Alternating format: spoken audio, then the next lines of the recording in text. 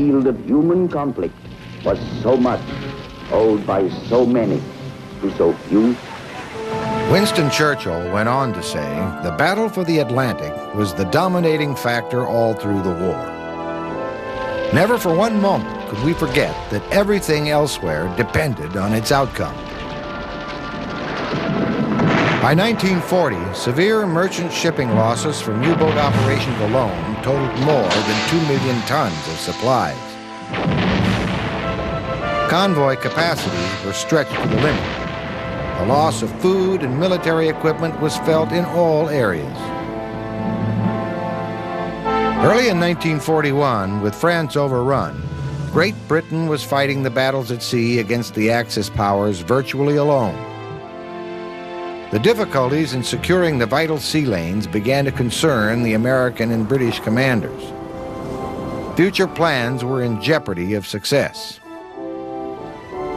By the end of 1942, with the United States now in the war, everything hung in the balance. Allied strategists knew they had to win the long and bitter battle between the U-boats and the convoy escorts. The Atlantic was to become a bloody battleground. As the convoys plowed through the heavy seas, even with beefed-up escorts, the long passages made merchantmen ready targets for U-boat Wolfpacks. The British naval defensive strategy started in 1939. The plan was to gain time to build a sufficient naval force for convoy duty. Time was also needed to train personnel and mold an offensive capability. And still more would be needed to put the plan in motion. The first objective was the defense of shipping in home waters. Second, a defense that would avoid having ships sail around the Cape of Good Hope, a lengthy and dangerous voyage. Trade links to the Mediterranean and Indian Oceans had to be kept open. Vital resources shipped through those routes meant survival for the British. May 1939.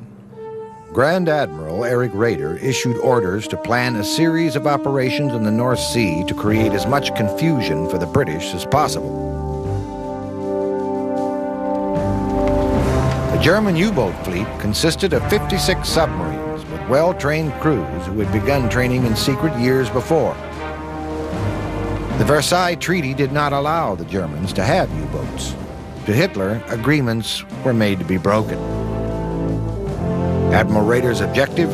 To attack shipping in the Atlantic and the approaches to British ports. Hitler's ominous phrase in the German battle plans: fighting methods will never fail to be employed because some international regulation is opposed to them. August 19, 1939. The first type of large ocean-going U-boats were sent out to their Atlantic patrol areas. 7 of the smaller coastal type were dispatched to lay mines in the English Channel ports. 6 more were sent to patrol the North Sea. The Royal Navy's task at the time was to try and draw a noose around Germany and Italy. They deployed their fleet to try and blockade ships from reaching their ports. The British Navy was in the North Sea, off the French coast and guarding further west in the Mediterranean Sea. Drawing this noose around the German and Italian supply lines stretched the Royal Navy's forces to the breaking point. The job of filling in the gaps was given to the land-based Royal Air Force, who had but limited success with it. With the Soviet-German Non-Aggression Pact in force, this left the East as the only possible supply line that would have little or no U-boat interference. From the war's outbreak to the end of 1939, the Royal Navy seized over 500,000 tons of supplies destined for Germany. The noose had tightened, but was still only of limited effectiveness. Hitler's Barbarossa plan, the attack on Russia, and the need for additional supplies would be felt later in the ground war.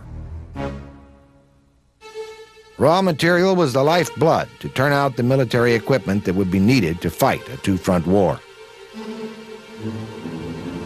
The Admiral's fear of unrestricted submarine warfare was realized within hours of the declaration of war. The Donaldson liner Athena, carrying civilians, was torpedoed by U-300 200 miles west of the Hebrides. She sank with a loss of 112 lives.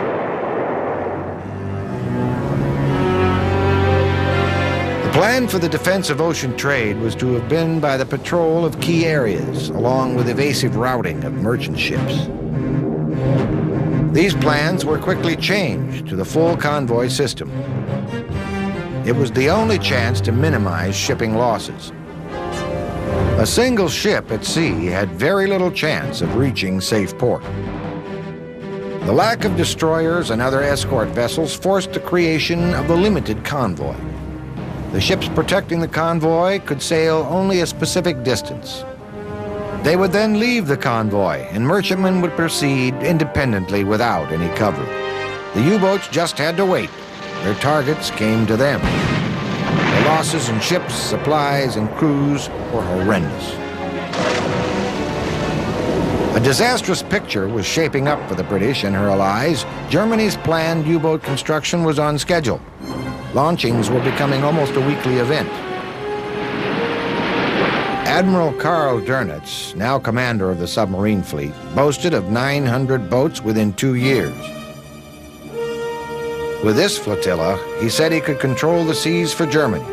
The Atlantic was to become a very cruel sea. If the German Navy could build a 900 U-boat fleet, merchant and military shipping could be devastated. The losses on the high seas would be irreplaceable. Even as matters stood, many convoy losses equaled the amount of supplies an Army division would need to go into battle. The British naval offensive against the U-boats led to disaster. 200 groups were formed. Each one consisted of 1 aircraft carrier and 4 destroyers. The Ark Royal was almost torpedoed by U-boat 39. The Alert's escorting destroyers counterattacked, sank the U-boat, and captured her crew. 3 days later, the U-29 sighted the carrier Courageous, and with a torpedo attack, sent her to the bottom. 519 hands were lost. Realizing the ineffectiveness of this hunter formation, the British Admiralty quickly withdrew the Ark Royal to safer home waters and based her with the home fleet. Some relief came from negotiations between Churchill and Roosevelt over the release of 50 obsolescent destroyers through Lend-Lease. These flush-deck, 4-pipe destroyers were quickly overhauled and taken into the British and Canadian navies and served in the already overstretched escort service until newer ships could be brought online.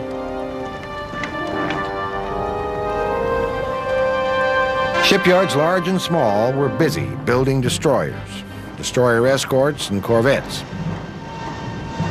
With these launchings, the Allies would be able to mount an effective convoy escort system. Within days of the Japanese strike at Pearl Harbor, Hitler declared war on the United States. Churchill now viewed the United States as an active ally.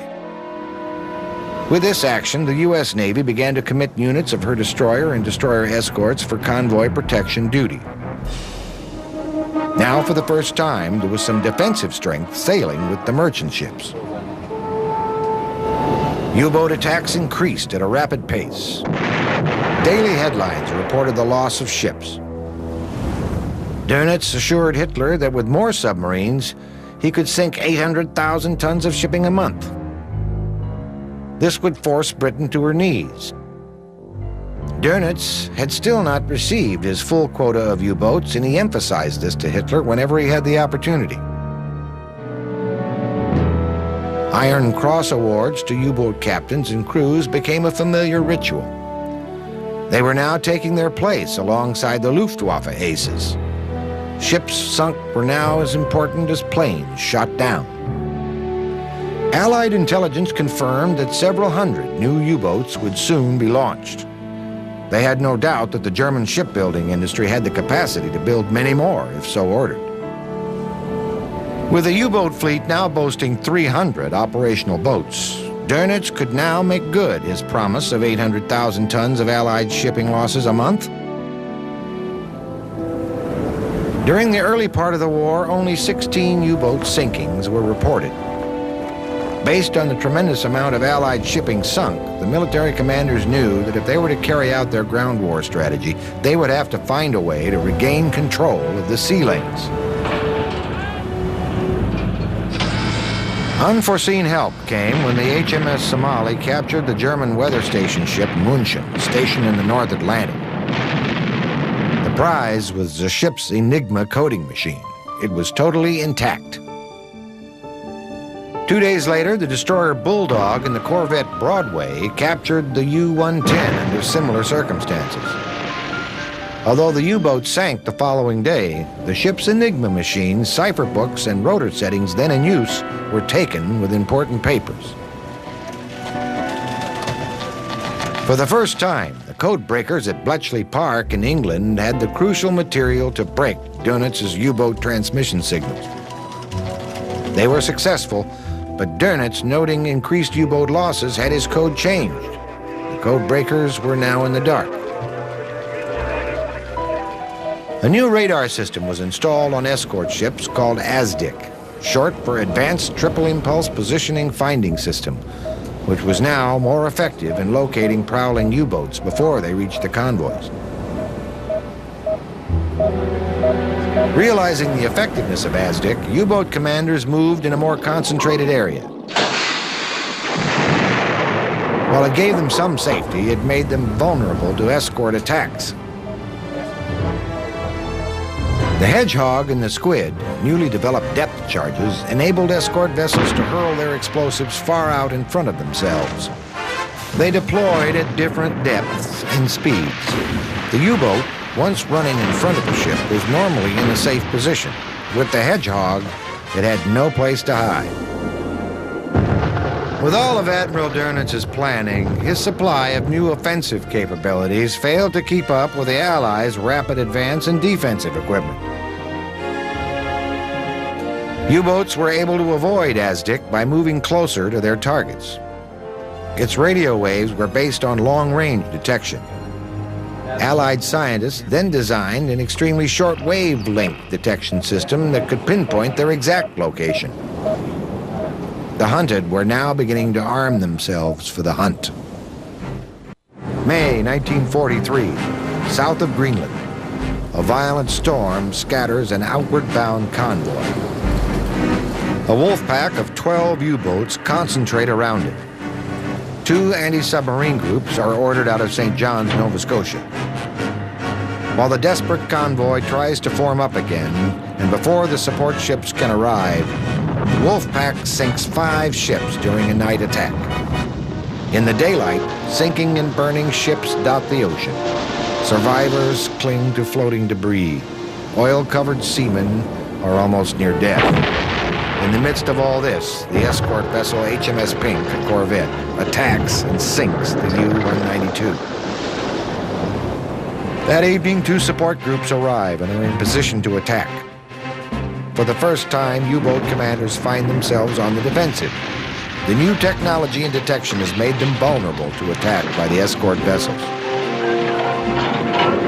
The wolf packs continue to attack, but one by one are detected and driven off before further casualties can be inflicted on the convoy. The U-638 is hunted down and sunk.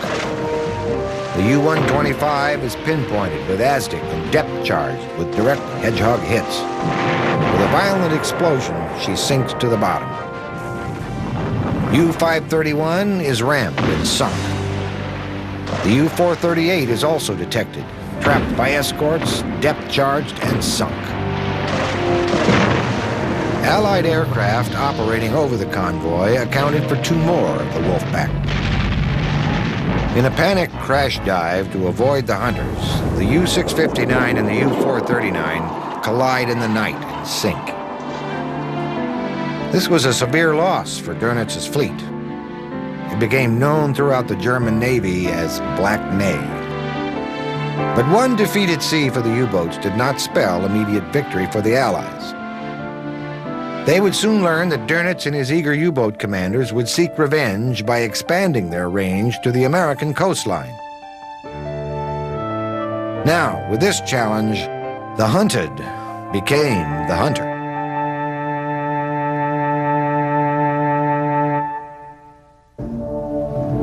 (1918). Lieutenant Karl Dönitz was in command of a submarine, the U-68. Dönitz prepares to attack a British convoy, but the diving planes on his boat malfunction, and the U-68 is forced to the surface in the middle of the convoy. The escorts open fire with all their guns. He surrenders. Dönitz had a short-lived career as a U-boat captain. He was imprisoned in England for 10 months. This gave him time to refine what he felt the basic principles of submarine warfare ought to be. In less than 20 years, he had the opportunity to test his strategy. Dönitz said that attacking with one boat was a hit-or-miss situation. The British thought with a one-boat attack, the Aztec detecting system would be a key factor in protecting convoys. The attacking U-boat could be pinpointed, attacked, and driven off. Dönitz theorized that a larger number of U-boats submerged by day attacking with torpedoes and by night attacking with deck guns on the surface could be far more effective in destroying a convoy. Seldom used in World War I, but now advanced in planning by Dönitz, Wolfpack warfare was ready to be tested. His highly trained crews were now eager, and the opportunities were out there.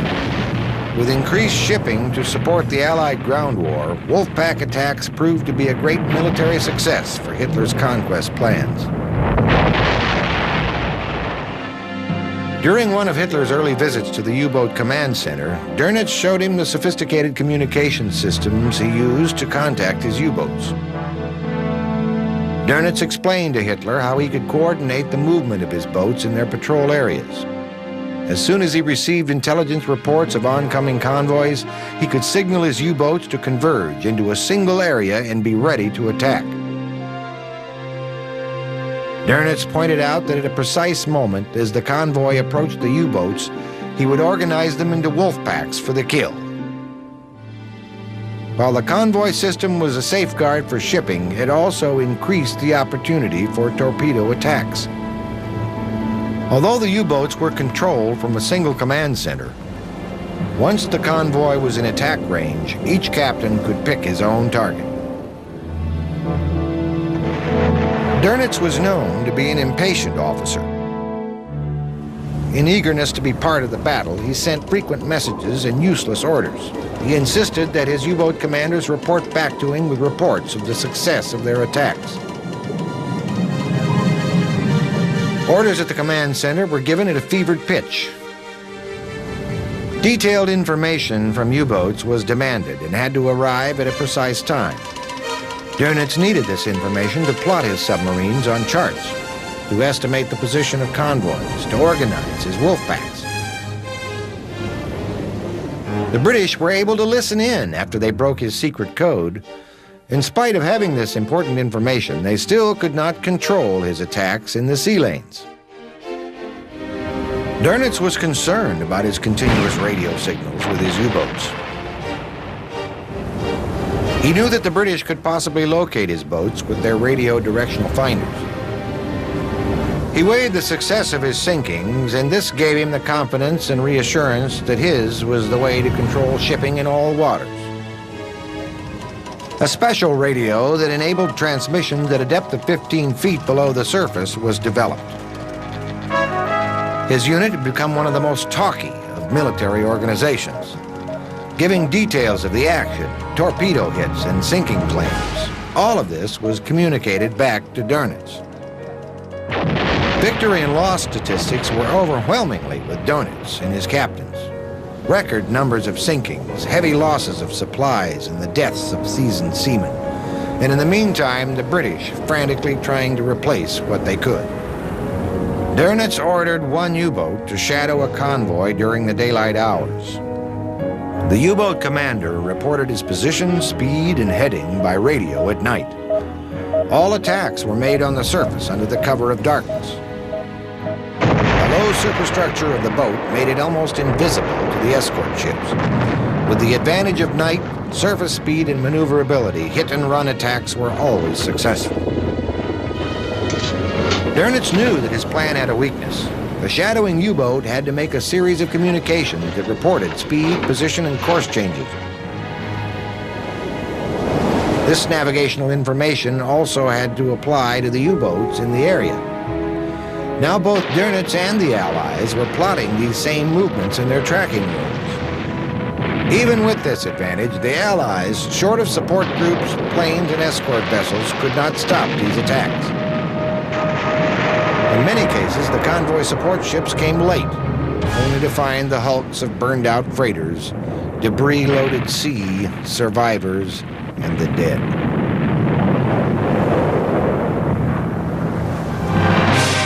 The U-boat battle was not limited to the North and South Atlantic Oceans. Dönitz's fleet, along with the raiders operating from Japanese supply bases, patrolled in the Indian Ocean. This was England's lifeline from India, Australia, and New Zealand. The Murmansk Run in the Arctic Ocean. This was one of the most brutal sea routes to bring supplies to Russia. It was not just a battle with an unseen enemy. It was also a battle with the fury of storms and freezing weather. Crews of sinking ships had very little chance of surviving. On land, military logistical support was imperative in defeating the Axis. It was recognized that continuous defeat in the sea lanes would prolong the war and could even bring defeat to the Allied goals. As early as 1941, the combined shipping losses from all enemy activity was almost 1,300 ships, totaling over 4 million tons. This was a loss beyond the Allied ability to replace. Dönitz often complained to Hitler that fighting a war without air support was not fighting in the 20th century. It was the German Naval Command's efficient cryptographic service, known as B Service, that provided the intelligence information Dönitz needed for his campaigns. B Service monitored all Allied radio traffic and broke their top-secret codes and ciphers. Dönitz had crucial information on convoy routings.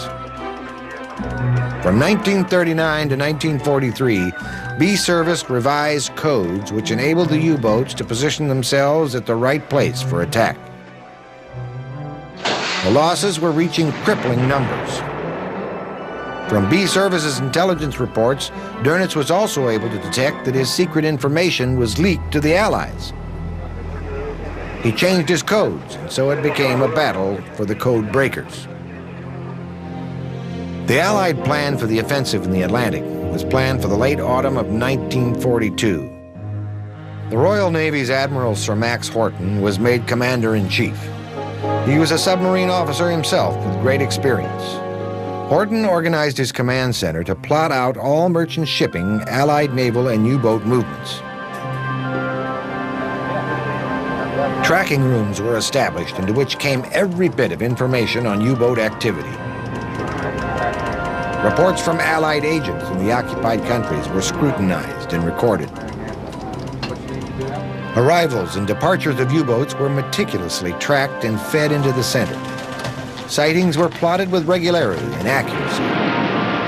Of these, wireless transmissions and bearings before and after attacks were the most valuable in aiding the destroyer groups to hunt down the U-boats. The tracking room was connected to every Huff-Duff wireless direction finding station on land and at sea. Within minutes of a U-boat sending a radio message, its position and bearing could be recorded. By plotting these on a chart, they were pinpointed for Allied air and surface support units to attack. In 1942, the U.S. Navy had only a small group of her destroyers and destroyer escorts protecting convoys. With the Pacific Island campaigns advancing and the planned assault on North Africa, the ships were withdrawn to protect troop transports, amphibious landings, and aircraft carrier activity. The plan was to return these units to escort duty by the middle of 1943, but again, the convoys were bereft of protection. The Atlantic gales and torturous high seas kept the shipping casualties down. Both the convoys and U-boats endured the wrath of the North Atlantic duty. No man felt safe in this treacherous weather. Just as the U.S. Navy broke the news about their convoy withdrawal plans, word came of one of the most disastrous convoy battles ever fought in the Atlantic. A fast convoy of 25 ships sailed from Halifax to England. At the same time, a slower convoy of 52 ships left for the same destination. A patrolling U-boat sighted the fast convoy and contacted a Wolfpack of 8 U-boats. Mayhem. Over the next 3 days and nights, 12 merchant ships were sunk. The devastation continued. The slow convoy sailing ahead was sighted, and a Wolfpack of 12 U-boats converged on it. Now the two convoys sailing in the same direction on the same course closed up. The two Wolfpacks merged into one. In the confusion, the escorts could do little to defend or fight off the attackers. 21 ships out of the two convoys were lost. 141,000 tons of much-needed equipment, armament, and food were lost, along with the brave seamen who manned those ships. This was a serious defeat for the Allies. The loss of so many needed supplies for the Allied military units was immediately felt. In this class of ships, only one U-boat was sunk by an escort. This stunning victory gave Dönitz the confidence that now Hitler would authorize his request for additional U-boats. January 1942. After a meeting with President Roosevelt, Harry Hopkins said, "I think he will make some changes in naval command." President Roosevelt moved Admiral Ernest Joseph King to Commander-in-Chief of the U.S. Navy. King realized the seriousness of the Atlantic submarine situation. He was known to be a hard worker and amazed his younger colleagues and subordinates with his vigor, energy, and directness in giving orders. King stated that to overcome the Nazi terror at sea would require the formation of an anti-submarine control command that would coordinate all attacks against U-boats. The fleet that did not have ships operated out of the third floor of the Navy building in Washington, D.C. They consisted of highly trained people who played a key part in anti-submarine warfare. A 24-hour shift of personnel worked in front of maps and charts in a plotting room. Teletypes and radio messages supplied these people with split-second information on U-boat movements. These communications were necessary for the Atlantic Naval Command, who could then plot their offensive actions. The Atlantic Ocean was divided down the middle by CHOP, short for Change of Operational Control. It gave the British the east and the Americans the western sector. This led to confusion and loss of efficiency when a convoy screen was of mixed British, Canadian, and American escort ships. U.S. Naval Command claimed the British had no uniform procedures in tactics and gunnery instructions. More importantly, they used two sets of different signals to communicate with escort vessels. This created confusion. The Royal Navy looked at American procedures as immature. They challenged the effectiveness of convoys in the U.S. Navy's hunter-killer groups. In the spring of 1943, Admiral King realized that rules must be enforced to improve anti-submarine coordination. Dönitz's convoy blitzes were being reported with staggering results and figures. The loss of ships and crews were mounting on a daily basis due to Germany's ability to break the Allied codes. This provided Dönitz with exact convoy locations. The result was carnage. Burning tankers, exploding ships, a floating hell for seamen. Dönitz now felt he had the British on the brink of defeat. He knew from intercepted messages that the Allied navies were close to a panic. Their U-boat defenses were failing, and the United States-British infighting was known to the Germans. Dönitz continued to press Hitler for his quota of submarines. This was part of his initial Atlantic U-boat control plan. Hitler still did not approve the building of additional U-boats, a decision he would regret. The tide turned somewhat when 41 U-boats were sunk in a 3-month period. Admiral King then decided to take command of the anti-submarine warfare and advised the Navy Department and the Joint Chiefs that his 10th Fleet was to become the anti-submarine command center. To counter Dönitz's rapidly changing tactics, King was given control of long-range aircraft auxiliary carriers, escort ships, and submarines. With the force King formed, killer groups were under his command. The 10th Fleet was operational. They now became the Hunter. The Yellow Peril code name was the 10th Fleet's major method of direct communication with those captains of escort vessels, destroyers, and destroyer escorts. They had the job of destroying U-boats. They knew that a Yellow Peril communication had to be read and followed carefully. They were now King's killers. The U.S. Navy, Royal Navy squabbles were now over. To assure a smooth command, Admiral King created a unified convoy routing division operation. USS Bogue, an escort carrier patrolling in an assigned area, received a 10th Fleet message that a U-boat was in their sector. Huff Duffs, the high-frequency direction finders, kept tabs on the moving U-boat.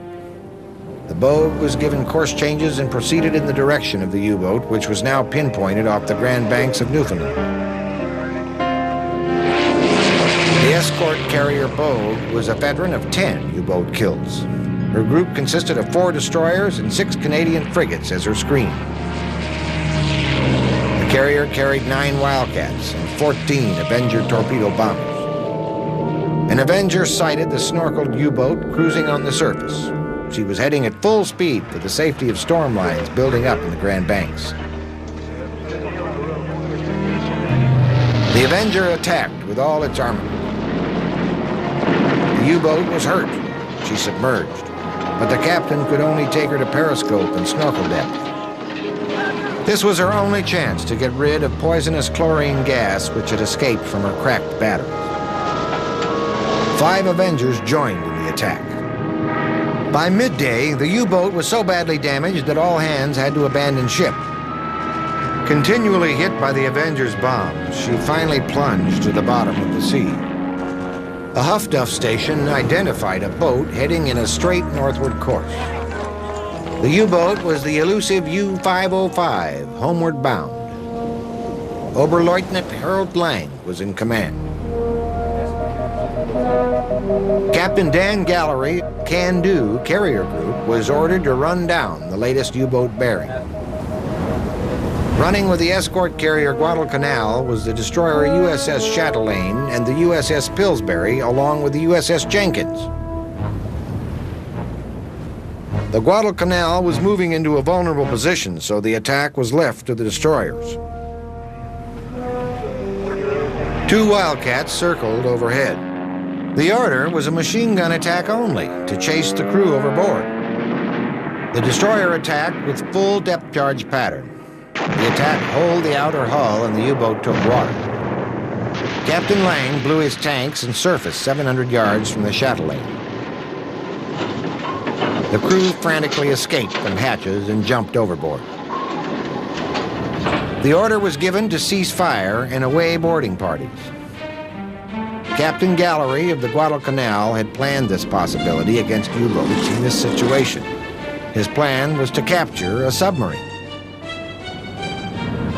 The boarding party shoved off in whaleboats with salvage gear.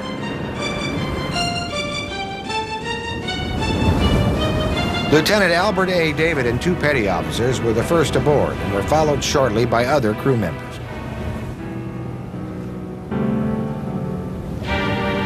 Lieutenant David quickly gathered up the code books, important papers, and charts. They then immediately disconnected the demolition charges and closed the sea valves to stop the sub's flooding.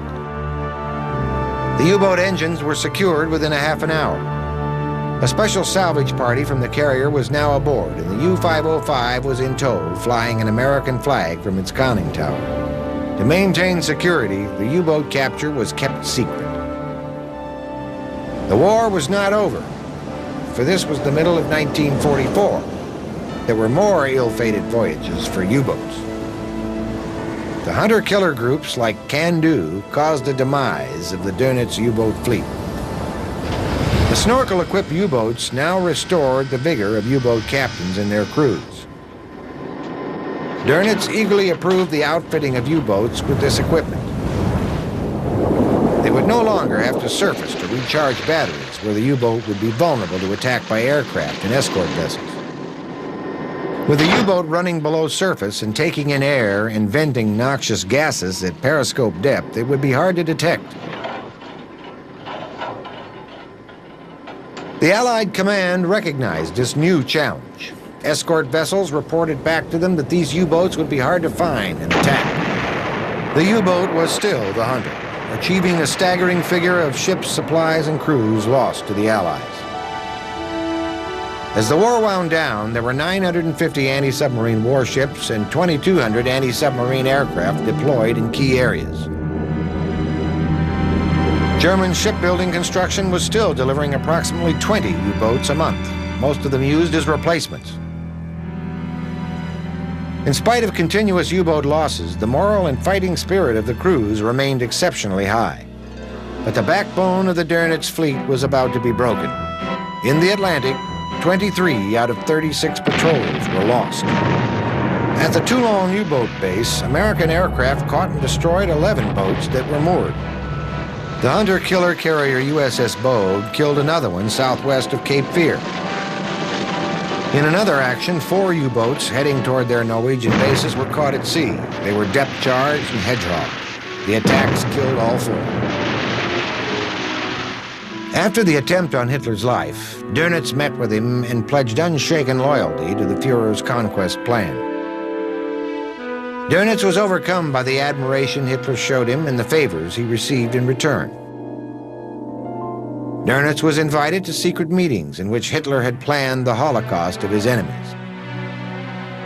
At these meetings, Hitler relied on Dönitz for answers to solve some problems. Dönitz was now becoming more involved in the ugliness of the Nazi philosophy.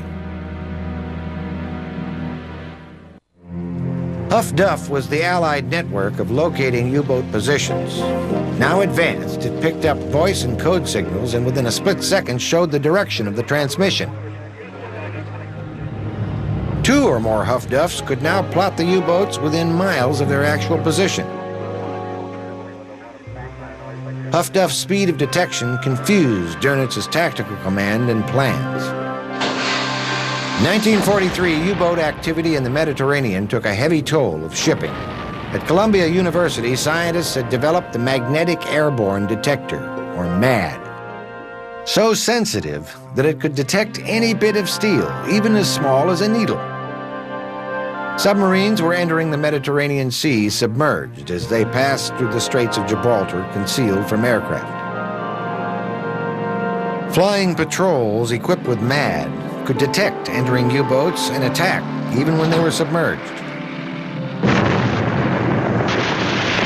February 24th, U-761, commanded by Oberleutnant Hert Gerder, was piloting his boat through the straits and was detected by a MAD operator who notified the RAF and the American Air Forces.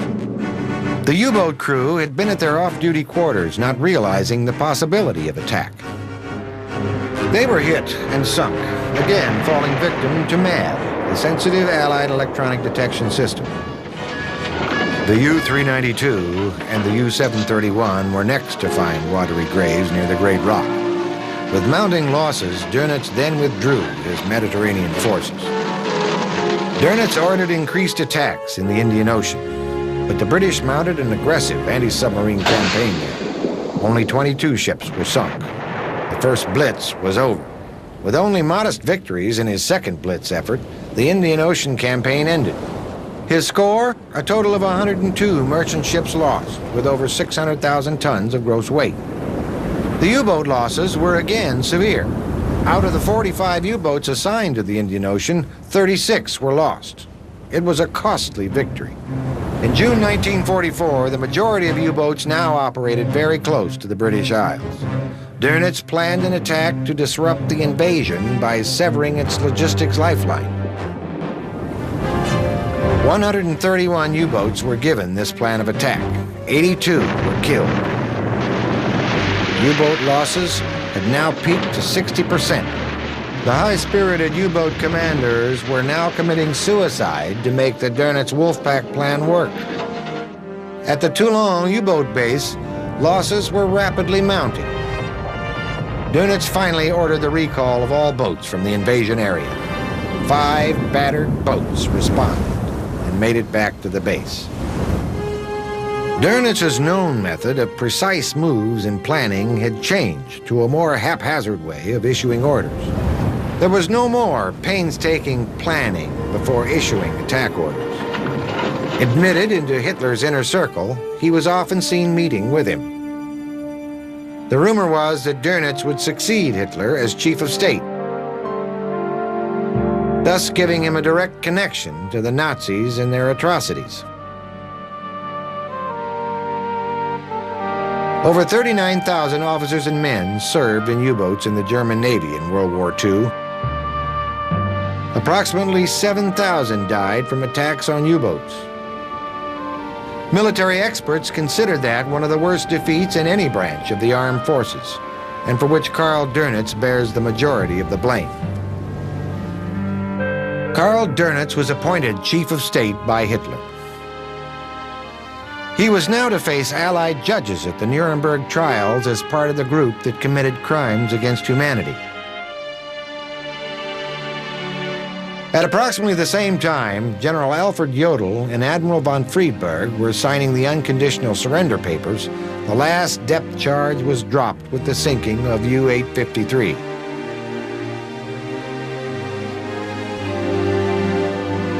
Dönitz churned up the oceans with his attacking Wolfpacks and with his destruction of Atlantic shipping.